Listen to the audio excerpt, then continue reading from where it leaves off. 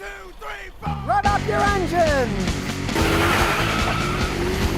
Well, here's something I've known for quite some time. Now other people are realizing it. Honda and Toyota are no longer pretty much interchangeable for making the best vehicles. Even Consumer Reports in their latest issue isn't including hardly any Hondas on their list of best vehicles. The Consumer Reports pick of the top 10 vehicle contains a whole bunch of Toyota and Lexus vehicles, but it's only got one Honda on it now. They talk about the Odysseys and the problems they've had and some of their smaller cars that don't ride that well. Well, I've known for a long time that the quality of Hondas has gone down a lot more rapidly than the other car manufacturers. Years and years ago, they started using plastic parts where they used to have metal. Then they would break. And then when I went to the dealership, guess what? The replacement part, it was a metal replacement part. They weren't giving them free. I had to buy them for the customers. But the point that you now had to buy a metal part for your car that came with a plastic part at the dealer, it's telling you, their quality isn't what it used to be. Now, of course, there's many reasons for that and what people talk about, style and ride and things like that. The Consumer Reports, I take a lot of stuff people have with a grain of salt because, of course, they're not mechanics. I see the mechanical. I see the Honda Odyssey transmissions, other problems that Honda has that Toyota hasn't gotten into. Now, yeah, Toyota's having these problems with the fuel pumps and stuff, but really, it's a fuel pump. All you gotta do is pull out the back seat, take out a little section, replace the pump, away you go. It's not like the transmission is gone and it's gonna take days to fix, and if it comes out of your pocket, it's gonna cost you $3,000, $4,000, $5,000 to repair. Toyotas haven't gotten nearly to that point, where the Hondas, they certainly have. Now, Hondas from the 80s, 90s, and the 2000s, they're notorious for their reliability, and even the Consumer Reports said that yes, they were. But they're not putting them on their lists anymore because of the problems that they're having. Now, from my perspective, Honda probably makes the best engines in the world. They make more four-stroke motors than any other company in the world. They're really good at making engines. But the rest of their vehicles, they're still starting to lag behind, really. Breaking news for those who like luxury cars. Lexus is killing off their GS luxury sedan. You might think, oh boy, they failed on that. Well, this is just a marketing thing. They're still making plenty of cars, but they're cutting out the GS luxury sedan. If you remember, 2020, they already cut off the GS 300. They're just kind of fiddling with their models. Now, the GS was only 4% of their luxury market anyway, so it isn't that big of a deal. The high point was when they sold 23,000 of them in 2015.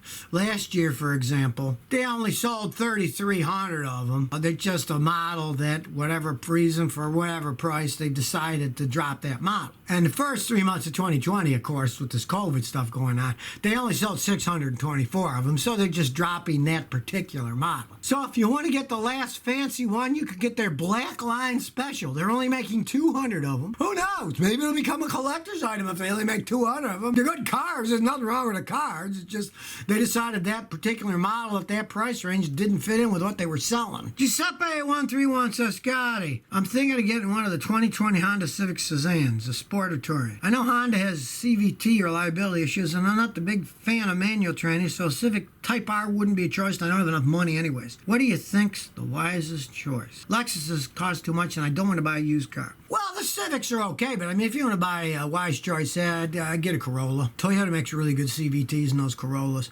Understand, Toyota was the first one to really mass produce CVTs correctly because all of the Priuses have CVT transmissions. They've been making those things for 23 years, and even though you're not buying a hybrid, it's the same technology. It's a CVT transmission. My son's got a Corolla CVT, and he likes driving standard transmissions, and he does admit to me he likes the CVT. It's got plenty of power, and he actually gets better gas mileage than it was rated for. So you can go the Civic if you want, but I'd go Corolla on that. The CVTs in Toyota are infinitely better than the Honda ones. USA1 says, Scotty, my daughter's car, '08 Ford Taurus X, all-wheel drive V6, 6-speed automatic, 147,000 miles, no code. Started having intermittent transmission issues when it doesn't move forward and drive. Turning off and on fixes it. It's done it twice. Sad but true, it's probably time to get rid of that thing. When it doesn't go, that invariably means it doesn't go, you turn it off, start it up. The transmission's starting to go out inside. It could be the sun gears going out, or it could also be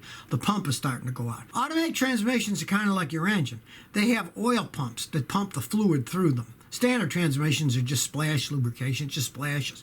But an automatic has a pump. When they go bad, they'll do exactly that. And those all-wheel drive Tauruses, that thing's 12 years old and has 147,000 miles.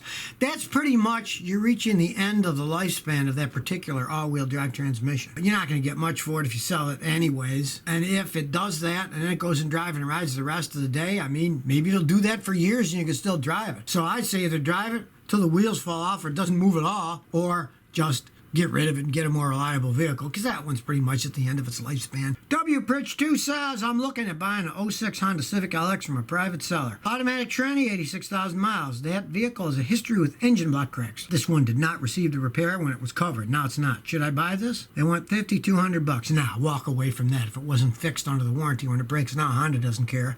You're not going to get anything fixed then, so don't buy it. Don't ever buy something that's a known flaw if it hasn't been fixed. If you have a choice. You don't own it now, why buy a problem? Take like an 07 Toyota Camry with that 4-cylinder engine. They burn oil. Toyota, under their extended warranty, if you were under 100,000 miles, they would give a test. They'd change your oil, fill it up, tell you to drive it a couple thousand miles, seal everything, bring it back. If it burned a certain amount of oil, they'd rebuild the engine for free, but only under a certain mileage. You definitely wouldn't want to buy one of those things that's over that mileage that didn't have it fixed. Now, on the other hand, if it had it fixed with new pistons and rings, go ahead and buy that Toyota. Same thing with that Honda. It wasn't fixed under it, don't buy it.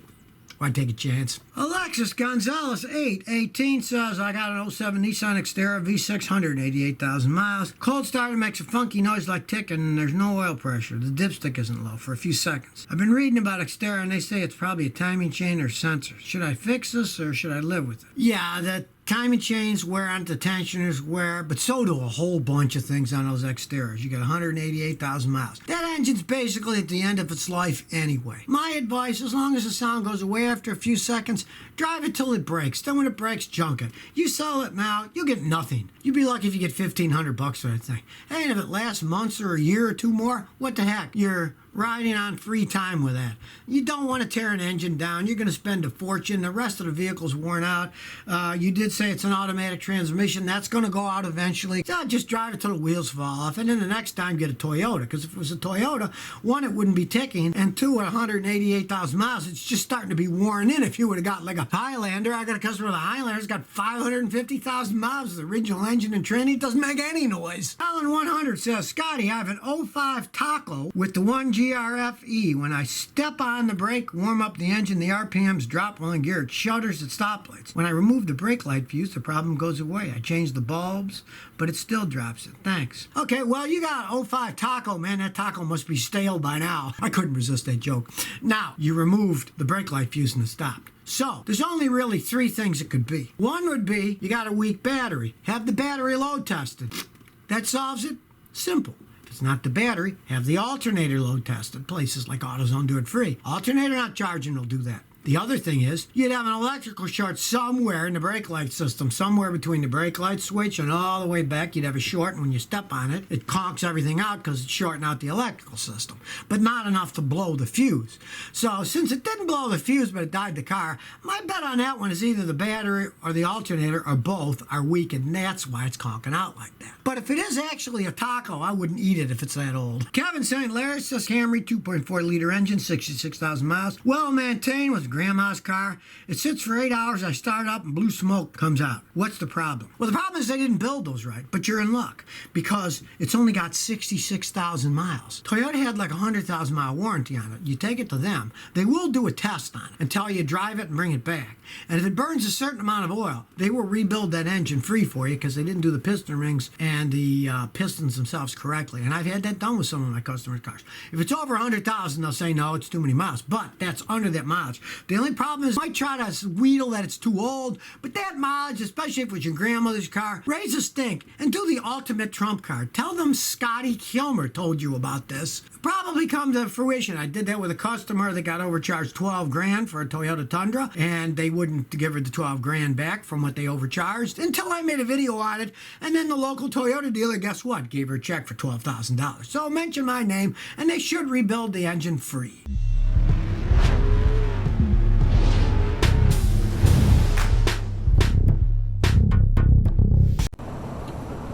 So if you never want to miss another one of my new car repair videos, Remember to ring that bell.